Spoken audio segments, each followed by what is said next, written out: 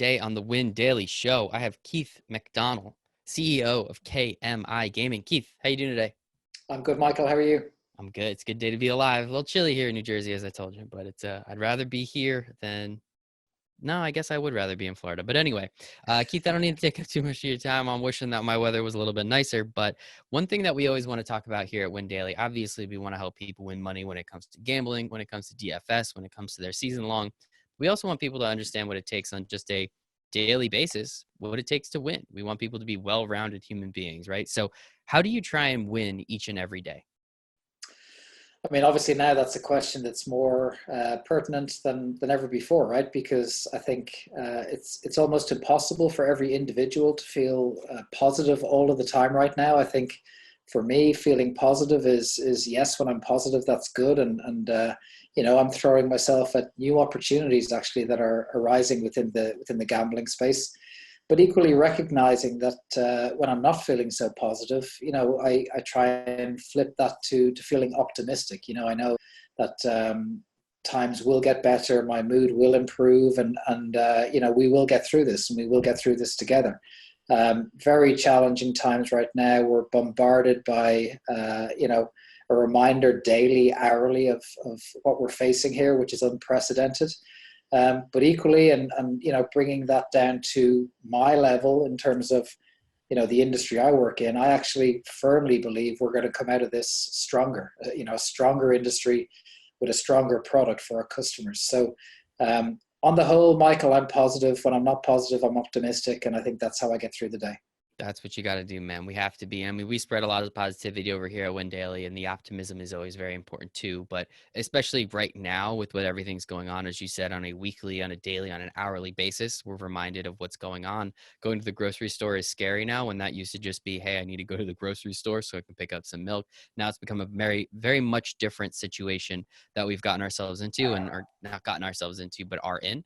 No worries. Nobody heard your dog bark, so you're good there. But no. So it's always very interesting to me. And as you said, you think that the industry and the space will come out stronger. So I'm very excited and curious to talk about that. But first, I want to know how you got into this space.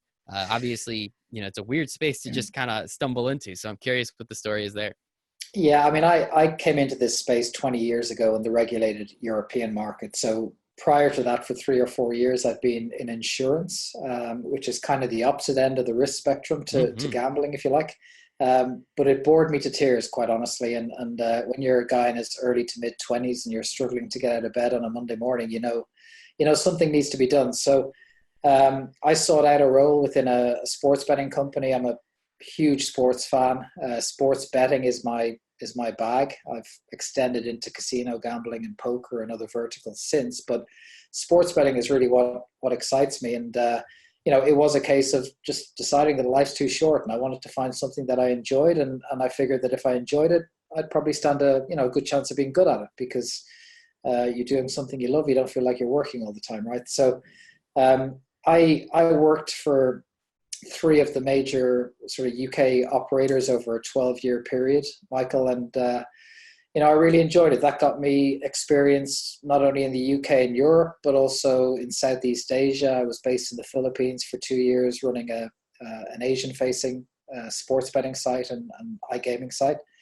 And subsequent to working for operators, I was going to all these events around the world, iGaming conferences, and I just liked hearing about some of the ideas that people had, new innovations, new businesses, startups, ideas that I couldn't get involved with because I was employed, right? So I thought, well, actually, I'm going to throw myself out there individually, as a freelance, if you like, and see what I can do. And I kind of backed myself, Michael. I thought, if this doesn't work, I like to think that I can use my experience to get an interview at one of these operators and get a job again. But I wanted to give it a go, and I'm really glad I did. And what I've done over the last 7, 8, almost 9 years now is provide consultancy services to land-based gambling businesses looking to move online, to businesses that are already online looking to move into new territories. I've helped broker sponsorship deals, product licensing deals, small M&As within the industry, startups. I've helped investors get involved. So, there's a wide range of activities that we at KMi Gaming now get involved with, but it's all, or most of it is under the umbrella of iGaming and sports betting. Mm-hmm. And that's really interesting. I mean, just, first off, shout out to you at 20, whatever years old to understand, insurance sucks and I hate it and it's the worst. And I'm actually in a fight with an insurance company right now. So I really, really hate it. But that's on more of a personal note. But no, it's always great to see people, take that risk, take that chance. Because worst case scenario, you try it out for a couple years, doesn't quite work out, and you go right back into insurance. You're making practically the same amount of money, but at least you tried something else. So many people just say, oh, I have a good job with this company. I'm going to stick around to it. So I really applaud you, at that young of an age, understanding. Now, obviously, not everybody's in that situation where they can, but thankfully you were and you took advantage of it. So I think that's great. And as you said, you've been around, essentially around the world at this point, doing all these, working in many of these markets, starting in the regulated European market, as you said. You were within the Asian market for a little while. With the U.S. market finally becoming legal over just the last, I think the anniversary is coming up in about a month, if I'm not mistaken, almost exactly a month. What have you seen in the first 2 years of the U.S. market being regulated or legal outside of Las Vegas compared to some of these other markets that you've been in within that, I guess, that same time frame? That's a really good question. It's quite a big question in terms of, depending on what region I compare it with, there's kind of a different answer. What I mean by that is historically or traditionally, I've come from the UK and Irish market, which very established, very regulated, culturally integrated. I mean, I remember back in the day going for the newspaper on a Saturday morning with my dad, and on the way back from getting the newspaper, we'd go into the bookies, and he'd have his bets and I'd watch him, and he'd let me put the coins across the counter, and Nice. everything's fine. So the UK and Europe, where it's so culturally entrenched and regulated and taxed, it's interesting to see a market that within the States is so open in many ways, was so closed to sports betting and gambling generally in that way. And I'll come back to that in terms of the US in a second. If I then compare though with Asia, which is the other market that I have some experience with, it's really not a regulated market at all. So gambling is, it again is very culturally ingrained. I mean, you see that if you go to Macau, which is like Vegas and steroids, not from a partying point of view, but from a gambling point of view. So everything is serious. They drink water and caffeine at the tables, not alcohol, so they can retain a sharp mind. But they bet heavy. They bet really, really heavy. And gambling is, again, culturally ingrained, but it's never been regulated, apart from a small number of businesses that are based in mainland China. So what you have hundreds and thousands of offshore sites that are targeting, billions of people who want to get good value, on sports betting or casino or whatever.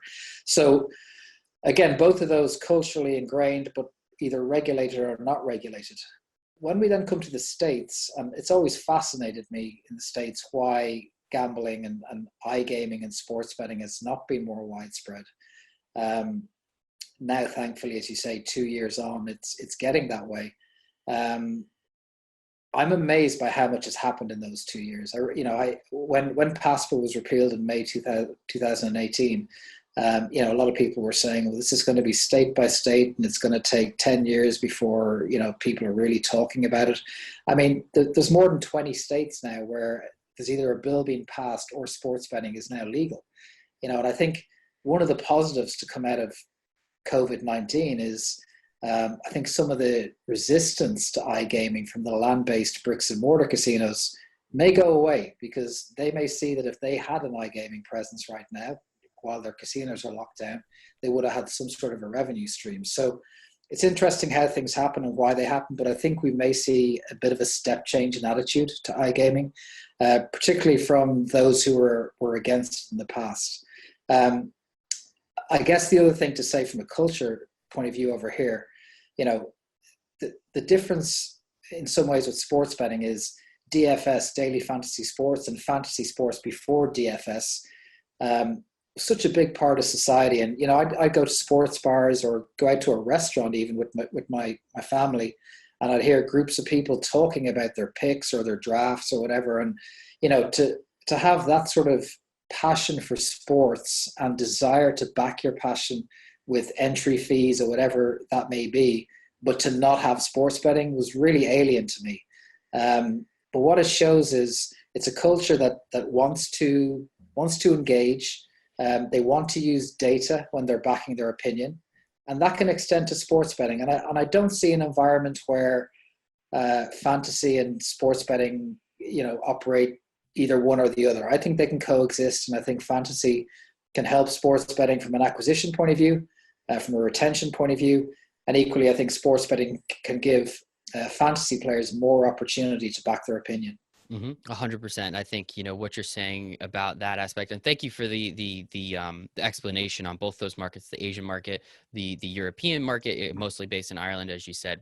Very funny story. I won't tell anybody that you put those bets in. Don't worry. And then now, kind of looking at the U.S. market and what those opportunities are, I completely agree with you. In both of these scenarios, in both of these cases, betting and in fantasy daily or season long, it's about that engagement. It's about that extra level. If you've ever put money on a game, you know what it is. If you've ever had your fantasy team and, let's talk about football on Monday, you have a guy, they have a guy, and you really need your guy to score more points and then you win. Just having that extra level of engagement and passion involved, I think, is very important. So with, we've talked about iGaming a lot too. So with that, obviously with the rise of, 4G and now 5G is coming relatively soon, now we can place our bets in real time, essentially, these live bets, especially. How have you seen all of these markets and really just the sports gambling space increase just with the fact that now we have computers in our pockets? We don't have to go to a bookie, and I can bet that, hey, I know Ohio State's down by 21 points, but I still think they're going to win by 7. And, halfway through the second quarter. How do you look at that, and how have you seen the explosion on that side of the market? Yeah, great question. So, cutting to the chase, in Asia, probably about 90% plus of sports betting turnover or handle is in play. So, the Asians are notorious for, and I don't like generalizing by saying the Asians, but I'm going to do it because otherwise we'd be here for hours talking about each individual country. But the Asians are notorious for not having patience in terms of that instant gratification. So, yes, they will have some pre-event bets. They'll put some, stakes on before the game just to get going. It might be an outright, but the vast majority of their action comes after the whistle goes to signal the start of the game. That's only possible by, as you say, technology that means the data feeds are almost in real time, so that, when I'm getting an updated price on my mobile phone, it's reflective of what's actually happening in the game, which I could be at, and take advantage of a delay in the feed. So, technology has had to catch up to be able to facilitate this spike in interest for in-play gaming. The other difference in Asia, I guess, is the Asians don't like 3-horse races, right? So if there's two teams playing in a game, they don't bet the tie. They want the Asian handicap, so there's only one of 2 winners. And that and in play is really where they stand out as having their preferences. Europe and the UK and Ireland in particular doesn't like too far behind Asia in terms of in play. Depending on which operators you speak to, anywhere between 65 and 75% of sports betting handle is in play. If we look at Bet365, for example, they had a big TV advertising campaign that was based around live betting, even to the point where, during a break in a game, when the adverts come on TV, they'd have a live real-time ad with the price of the player to score next. So, they were at the higher end of that range. 75% was in play. And, that's the way I think as the demographic shifts where, the younger generations are known for having less and less patience and want more things to stimulate them. I think we can only see those percentages increasing.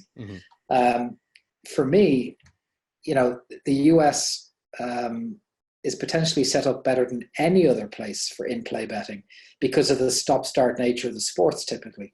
When I talk about in-play betting on Asia and Europe, I'm talking primarily on football, soccer, right? So Premier League, La Liga, Bundesliga, the big European leagues. NBA is a huge betting league in Asia as well. But overall, cumulatively, football is a bigger betting sport than basketball. But if you move to the States and you add to the mix MLB with 9 innings, NFL obviously where it's 4 downs every 10 yards and 15 timeouts per 10 minutes. I'm I'm exaggerating for effect, but You're not that far off. Don't worry. I do know more than I'm pretending there, but but it's perfect for it, right? It's perfect for play by play, and it's not just the adjusted score or the adjusted winner. So, okay, I bet Kansas City before the game. Now they're behind, but I think they're going to come back because that's what they always do. So I'll bet them again. It's not just that; it's the play-by-play aspect. Will the next play be a throw? Will it be a rush? Will it be a sack? All these legitimate play-by-play markets that can be made available on this stop-start aspect of sports. So again, I think the technology needs to be there, but I think the appetite, the desire, and the nature of the sports means all the raw ingredients are there for perfect explosion of live betting in the US. I love that. And honestly, I do more live betting than I do pre-game bets, honestly, just because I think I'm smarter than the average bear. So I think I know what's going to happen next. So, obviously, am I 50%? Maybe. We'll leave it there. But, that's why I'm not a professional bettor. And that's why we have other people on the Win Daily team to help you guys out with that. But in that aspect, I mean, as you said, in Asia, it's already up to 90%. In UK, Ireland, it's about 75. With the advent of 4G really only being within the last 5-6 years, maybe, how did that rise so meteorically and so quickly to the point where almost in Asia, essentially 9 of every 10 bets is on live betting? I mean, that obviously wasn't the case 10 years ago. So how do you infiltrate a market like that quickly to make it just the lion's share in such a short period of time? And a lot of that for operators came down to the quality or not of the data feed providers they were getting. So they obviously had to be getting the information from somewhere. So they'd be working with somebody like Genius Sports or BetRadar or Perform, to get this information. And you're right, though. They haven't had the ability to effectively deliver a real-time product. So what these data feed providers and platform providers have done before they can do that is to build in danger ball protections. So basically quite a lot of times where they suspend the market. So if I take an example in soccer or whatever, if a player is running through on a goalkeeper, well, chances are he'll probably score. So as soon as something looks like there may be a goal, the market will get suspended. There'll be no opportunity to bet. The delay from the point of suspension through to the odds will be minuscule. So, but they've had to do all this because the technology is not perfect. It's not real time. I think as technology improves, it's going to become as real time an experience as possible. And as you say, with 4G and ultimately 5G, if we can get around all the challenges around that, then it's going to be great. I'm very excited for that and to see how that happens. And yes, I do see all the time kind of the on FanDuel and DraftKings, you see a bunch of locks and you're like, wait a second, why can't I bet that? It's like, well, because they clearly, they're going to try and save as much money as they can. And they're going to have to do these certain things to make sure everything makes sense. And so with that, one more thing I would like to talk about a little bit before we really drive into KMI a little bit is eSports. What have you seen on the esports side, especially in areas like Europe, like Asia, like here in the United States, and the betting aspect of it, especially now understanding it, during this coronavirus pandemic, it's the only game in town. Yeah, esports. I actually moderated a panel on this morning, and I've never heard so much about esports as I have in the last 4 weeks. I wonder why that is, right? I mean, esports is not new. I don't need to tell you that. It's been around for a decade. It's been around from a betting perspective. Sorry, it's been around for longer than a decade. But I mean, in terms of the generation we're talking about now, it's been around and talked about as a betting sport, inverted commas, for 5 years at least. I remember at one of the gaming shows in Europe, Pinnacle got up and said, actually, the last few months, esports has been our 7th biggest sports. And you think, okay, for betting, you think, okay, well, big deal. But when you looked at it and you thought, wait a second, if you take the 4 US sports, golf, tennis, cricket, somewhere esports is usurping and displacing a pretty big sport, for betting. And it did. And I think it was that announcement and the PR that went with that got the industry to really sort of sit up and take notice. And it's been kind of trundling along since then. We go to to ICE in London once a year and G2E in Vegas and other places, and you'll see maybe one more esports betting solutions provider each year than there was the previous year. In some other verticals, we've seen fads, right? We've seen like binary options betting or something else come and go. But this is kind of slowly, steadily got bigger. And, my feeling at the time was, well, it's a demographic thing because, it's going to become more popular as the younger demographic comes through. Of course, we've had a catalyst in the last 2 months that has kind of helped that on its way. And as operators scramble to fill their front end user face or interface. We've dug into it and the big question for me and what seems to be the challenge is around some of the issues we were talking about before, Michael, which is, the technology delays, the integrity of the data. What do we know about esports in terms of, say, compared with other traditional sports where everything is highly regulated? I'm not saying it's not regulated, but everything is highly regulated in these other sports as official data providers. How can we, as an operator, stand behind providing these odds? So, that's the challenge. With that being said, every single operator I speak to and every single platform provider I speak to is scrambling to integrate an esports solution if they don't already have one. Mm-hmm. And they're putting it alongside horse racing where that exists, table tennis, which has become the new biggest sport in the world. Football from Belarus, Nicaragua. Yeah. I think the Tajikistan League kicked off this week. Mm-hmm. Interesting time to kick off. But it's in there, and it's in there with virtual sports. It's in there with live dealer, baccarat, RNG slots, obviously. So my personal view is that this will help establish esports betting amongst a segment of customers that it would have taken longer to do so by virtue of what's happening now. And then when you add to that the demographic, shift as the younger generation comes through, it's going to become bigger quicker, I think. I mean, there's no doubt in my mind anyway, it's going to become big. But I think with what's going on now, it's going to become bigger quicker. Mm-hmm. That's the same in Asia as it is in Europe, as I think it will be here. That's one thing about esports, right? It is truly, truly global.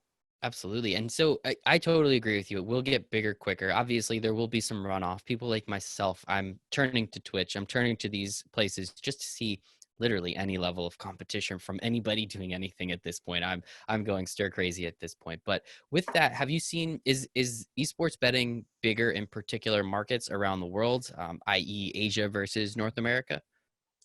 Asia, I mean, I would say yes in Asia now, but that's not necessarily reflective of the appetite for esports. More reflective of the where betting is from a an iGaming perspective in Asia versus where it's still relatively embryonic and evolving here.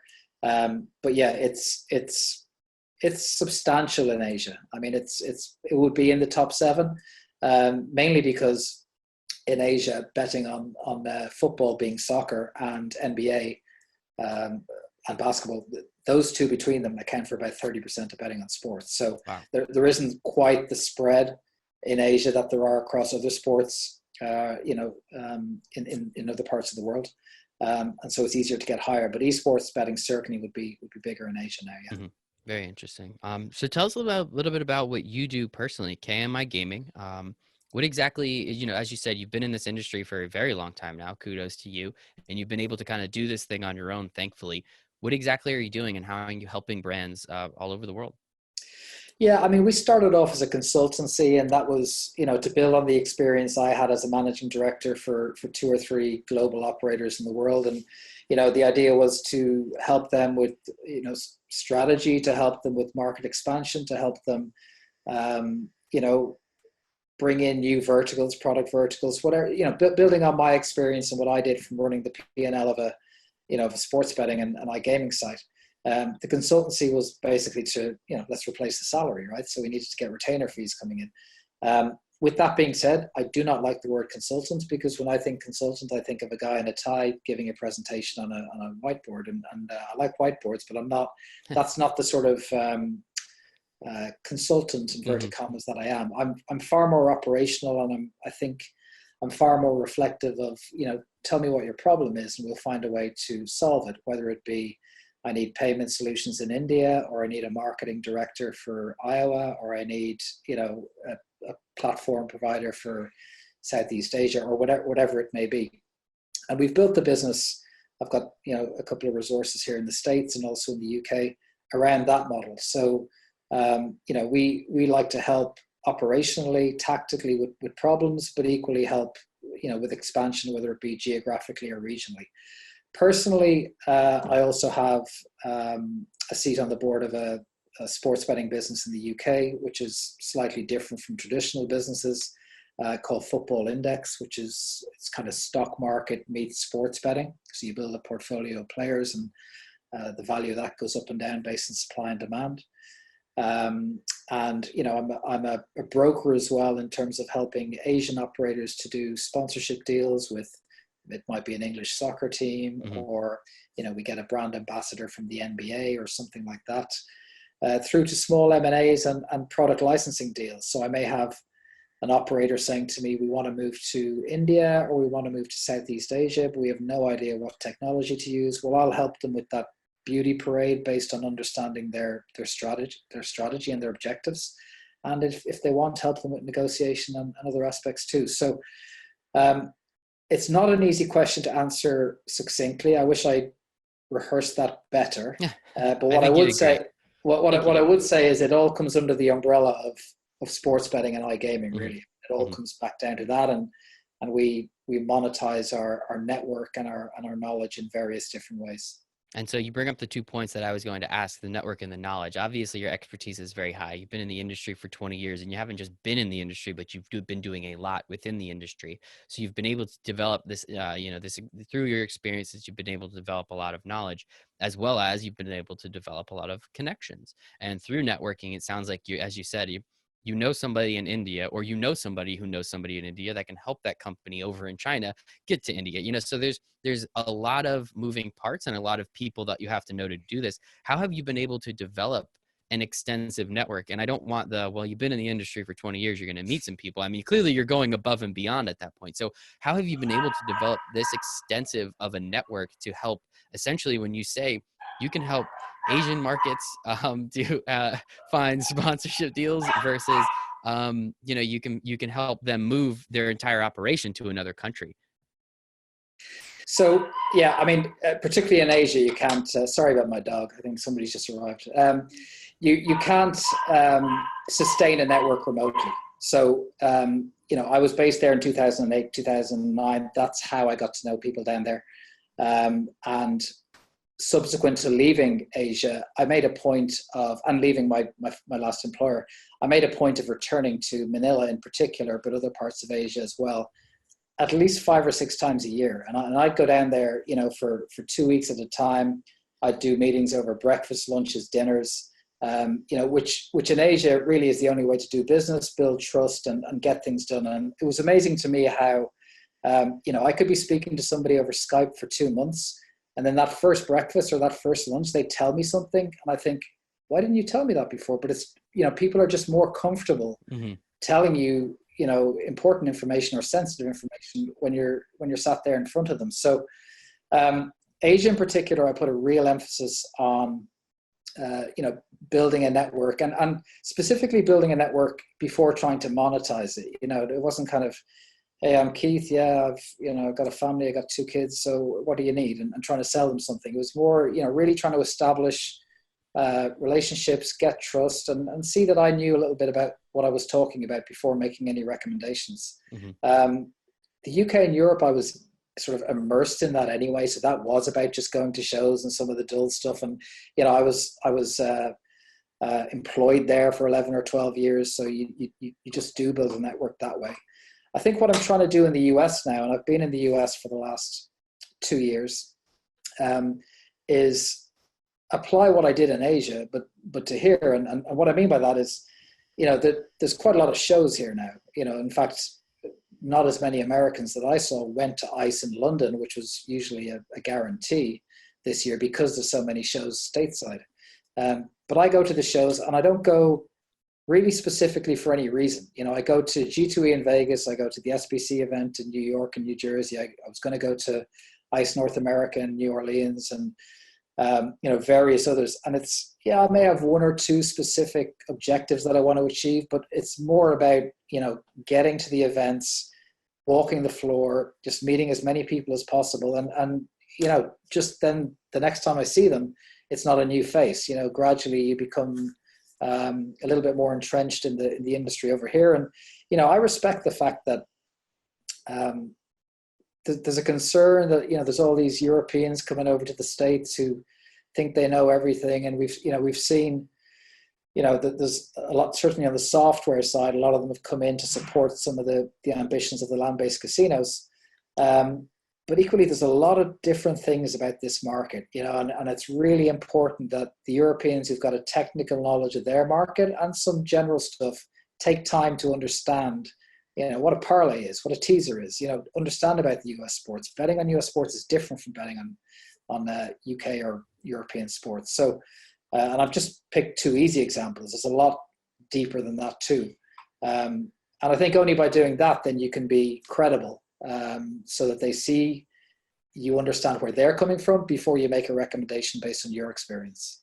I like that. I like that a lot. And it makes sense. Again, I've had many of these conversations, not quite with people like you, because your experience and exactly what you do in the industry is a little different, but there have been a lot of conversations I've had where it's, you have all these Europeans coming over, you have all these people from the UK coming over because it's been regulated longer, because they've already made some of those mistakes over there. So we can kind of bypass step, B, C, and D, and really just go jump in at E. Have you seen those types of things, especially with what you've been doing in the last couple of years, where, hey, we made all these mistakes in the Asian and UK market, European market. Let's we've seen them fail, and then we've seen what works. Let's just jump right to what works.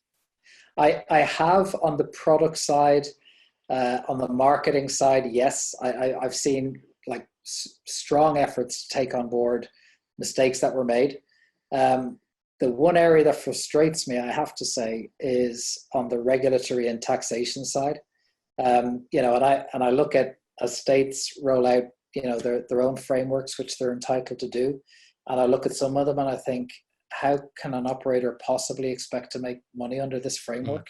And there's a perfect blueprint sitting there for US regulators to look at, called the European Union, where within Europe over the last 10 years, some member states have rolled out a really attractive, thought through, effective regulatory and taxation system for sports betting operators and iGaming companies, and others haven't. And the net effect of not doing it is no commercial entities are going to come to your market. You're going to drive the offshore market, which you won't get a tax from, because those who do pay the taxes that you're charging can't afford to be competitive. So customers in your country, France or wherever, I didn't want to name an example, but I have, if they want to get value on a bet, they'll go offshore, because they're not going to bet with a company who's paying your taxes, because they can't be competitive. So there's a really effective blueprint there, within the European Union, that I think states can look at in terms of what member states in Europe got it right and what ones got it wrong. I think, the UK, although it's getting a lot more rigid at the moment, and there's fines being issued and compliance is getting tougher, they generally have done a pretty good job. Taxation is reasonable. And I think New Jersey's done a pretty good job, by the way. But then there's some other, I do. We do. have I think to do something right, man. I think at the moment it's the one that other states should be looking at. And I'd like to think that over time, 3 to 5 years or whatever, there will be a coming together, not in terms of how it's implemented, but in terms of the structure of regulation, taxation, compliance, because one state's going to work and one isn't, and everyone wants theirs to work, right? Yeah, it's New Jersey has, we've been at the forefront. I think we were technically the second state, but we obviously brought it to the Supreme Court and said, hey guys, this doesn't make sense. Governor Christie, think of him as you will. He did that, and we appreciate that from him. And I do think, again, we are doing it, I don't know if correct is the right word, but we're doing it right, and we're doing it in a good way, in my opinion. And I've only heard good things, especially here in the state. The amount of handles, I think just before everything obviously went crazy, we were already starting to beat out Vegas in certain months. So clearly people are understanding and there's money here and people want to do that. I do eventually think, as you said, in that 3 to 5 year span, there will be something where either other states see, hey, these couple states have it right and this is working for them. I don't think every state is the same, but I do think at some point either that's going to happen or the federal government's going to step in and pick essentially whoever did it best and then implement that across all the states, which That'd be nice. it would be nice, but it also is kind of frustrating because now many of these other states have to figure out how to do this all over again. So that's a whole nother argument, I think. And that's where you come in, and hopefully that's where you can help. Well, But I do think, if they can address the limitations that exist because of the Wire Act at the same time, that'd be great too. well, again, that's another conversation, and that's not something I'm smart enough to comment on either. So I will leave that be. But what other opportunities do you see here in the United States, other than the fact that the regulatory can be fixed? Is there anything else that you think, again, with the iGaming, with the potential of 5G coming to some of these places soon? How can you see the U.S. market growing in a direction that maybe you don't see the other markets that you've worked in grow, or maybe just something that we could do better over here? I mean, the one area for me that I look at, and I think actually the next 12 to 24 months, we're going to see a lot of movement in this, is how the tribes embrace iGaming and sports betting, and how land-based casinos generally, whether tribal or not, embrace it. And I'm sorry to cut you off. Tribes meaning Native Americans, correct? Correct. Okay, cool. Just wanted Correct. to clarify. Yes. Because, to date, we've seen primarily a resistance. And it's a resistance based on fear that, iGaming is going to be a threat to their footfall through the casinos. And, I've been through that. When I worked for the UK Tote in the UK in 2002, believe it or not, I was brought in to launch their online site, which was quite late because we were the fourth biggest bookie in the UK and we didn't have our own site. We had a joint venture prior to that. But in that board meeting, they said to me, "Look, Keith, we think the internet's a fad, but we've got you in here because we're getting pressure from external forces to at least be considering it." And it's kind of, well, it's very funny now, and we quickly became the most dominant channel, mainly by virtue of organic growth of the internet, not because of anything miraculous that I or the team did. But it was a fear that drove that comment. It was a fear of not knowing how their existing business would be affected. And I think that's what I see here with some of the Native American casinos and others, and other just land-based casinos. Whereas if they really think about it and think, we can own this market, like Hard Rock in Florida could own it here, but think of the CRM opportunities. You do whatever you do on their iGaming platform, come back, we'll comp you a week in our penthouse suite with dinners, all the amenities they can make available that iGaming pure plays can't do, and they could really tie the two together. So I think as they start to understand that, look, this is not going away, the genie is popped, and get their heads around that and really embrace it, I think that's an opportunity for the US bigger than anywhere else because of the role that casinos play in this country, land-based casinos. Mm-hmm. I really like the way you say that. And I think, again, just educating us on what's happened in the past, I think is very important, because I don't believe history is due to repeat itself unless you know what you're doing and how you're trying to do it. So again, you've been through this. You were correct that the internet was not a fad, and it always makes me laugh when hearing about that. But it's always enjoyable to kind of hear those stories and see, how did other people do things wrong? Let's just not do that. We can skip a couple steps. And with that, I guess, during this national and worldwide pandemic, it's very unfortunate. We don't want to look at anything in a, I don't want to say, I like taking advantage of situations, whether good or bad. So I've been able to talk to people like you. I don't go out and network as much, unfortunately, because I can't go into New York City because I don't want to get sick and I'm not supposed to leave my house. But I've been able to connect with people like you who also aren't able to leave their house. So I think I've done something like, I don't know, 75 to 100 different interviews of this nature at this point over the last 5 or 6 weeks. So I'm trying to take advantage of the situation. What are you doing, and what are you telling or helping your clientele with to say the same thing. Like, yes, right now people are not going to come to your casinos because they're not allowed. There isn't any sports going on, so they can't really bet on many of these games. Now we're looking at esports. What are you telling your clients, and how are you helping them to not just stay status quo, but become better during this time? So that way, when we come out of it, as we said, that scale is going to rise significantly. Yeah, so a lot of the operators, let's say iGaming, that I speak to, and I won't pigeonhole this on a regional level, because I think this is a general topic, but reflects the conversations I've been having. Is the number one question is, how can we know we're not going to get to 100% of our typical revenues on sports betting right now. That's impossible. But if we can get a 35 or 40%, that's really good. How do we do it? So it's been speaking to them in terms of analyzing what they currently have, by way of product on their front page, on their whole navigation system, and plugging gaps. And, just for the sake of illustration, to be obvious, if they don't have an esports product, if they don't have virtual sports, if they don't have, whatever it may be, more RNGs, just ways of plugging that gap for real money gaming.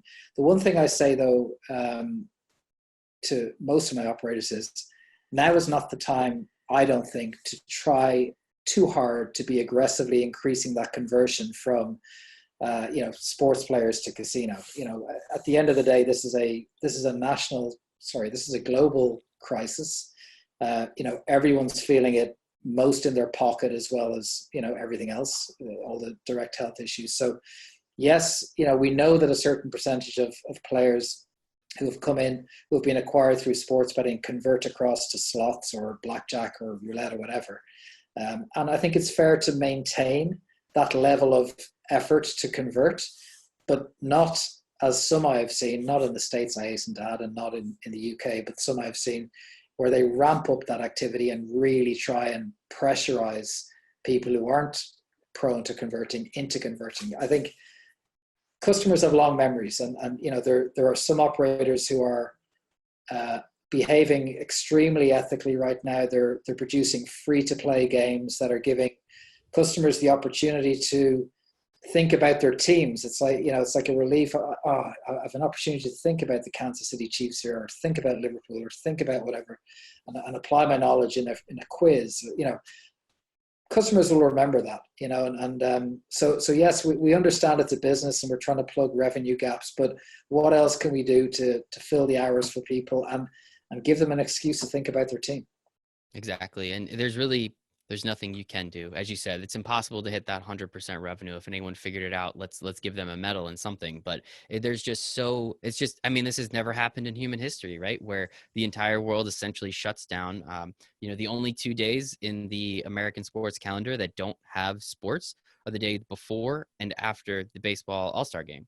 After that, every other day will have a sport in some capacity in it. So not having, sports for a month, up to 2 months, potentially 3 months. At least June 8th. We know June 8th is a date we can look towards. So, potentially only up to, a little under 3 months that we can have no sports. But we've had some of those guaranteed dates like the UFC get pushed back already. Yeah. So I guess we kind of have to wait and see, unfortunately, but it is what it is. And we appreciate you and what you do, Keith. Any last words you want to leave us with? No, just building on that, I've seen some really, I want to finish on a positive note. I'm a big golf fan myself, and I saw that piece, and it warmed me to see that piece on this morning. And the Premier League in England I've got a big meeting tomorrow, and I know they're looking at really creative ways to try and get the season finished in a shortened period of time, but it could effectively result in a festival of football. You'd like to think that maybe the NBA is looking at something as well. I saw a really encouraging piece from Mr. Fauci, Donald Trump's sparring partner, the daily talks. But he put a really encouraging piece out today, and this is the health guy saying, "Yeah, we can get sports back on, but it has to be in a closed environment." Well, I'll take that right now, and give us a date, because as you say, that's all. I think if we can see a date, it's the light at the end of the tunnel, right? It's we know it's not going to be this month. We know it's probably not going to be next month. But if we have a date to think about, and we know then the players are getting ready for that before then, we know they're going back to training in whatever healthy capacity that is.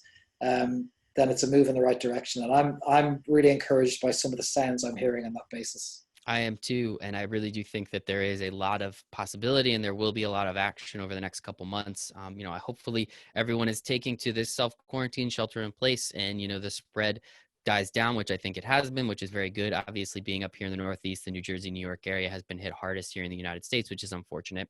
But I do think, yes, there are going to be opportunities, and I do think that there will be sports. It will come back. When it does, how it looks might be a little wacky, especially with baseball and the NBA, how they might do a hey, what if they give us March Madness in May? Like, honestly, I'd take it. Like, whatever at Oh this yeah. point. Anything, give me competition, give me something to bet on, give me something to watch. I've watched so many old games over the last month and a half. Like, I'm going to continue to do it, and I'm still going to love it. But at some point, I only can watch the Giants beat the Patriots in the Super Bowl 2 different times. I don't know, 100 to 150 times. So it is what it is. But Keith, this was absolutely fantastic. Keith McDonnell, CEO, I apologize, of KMi Gaming. Really appreciate your time today. Thank you very much, Michael. Appreciate it.